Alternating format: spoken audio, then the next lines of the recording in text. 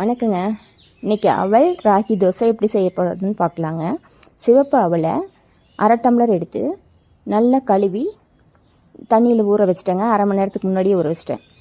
அதோட 1 டம்ளர் ராகி மாவு எடுத்துக்கிட்டு அதோடய கொஞ்சம் தேவைக்கேற்ப உப்பு சேர்த்துக்கிட்டு கொஞ்சம் 2 டேபிள் ஸ்பூன் தயிர் விட்டு நம்ம வச்சுக்கலாங்க.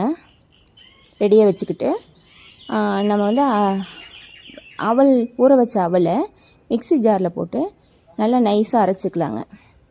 இது கொஞ்சம் அரைக்கிறதுக்கு கொஞ்சம் லேட் ஆகுங்க. கொஞ்சம் நல்லா நைஸாக அரைச்சிக்கணும்.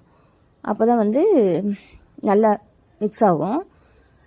இது ரொம்ப ரொம்ப ஹெல்த்தியானதுங்க. உடம்பு கால்சியம் சத்து நிறைந்தது. ஈஸியாக மாவு இல்லாத டைமில் கூட உடனே சட்டனாக செஞ்சிடலாம்.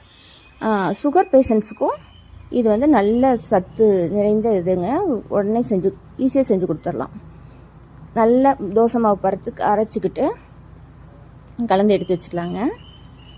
தோசைக்கல் அடுப்பில் வச்சு அப்படி தோசையை வார்த்து சட்னியோடைய சாம்பாரோடைய பரிமாறலாங்க. ஈஸியாக குயிக்காக சீக்கிரம் ரெடி பண்ணுற ரெசிபிங்க. ரொம்ப சத்து நிறைந்தது.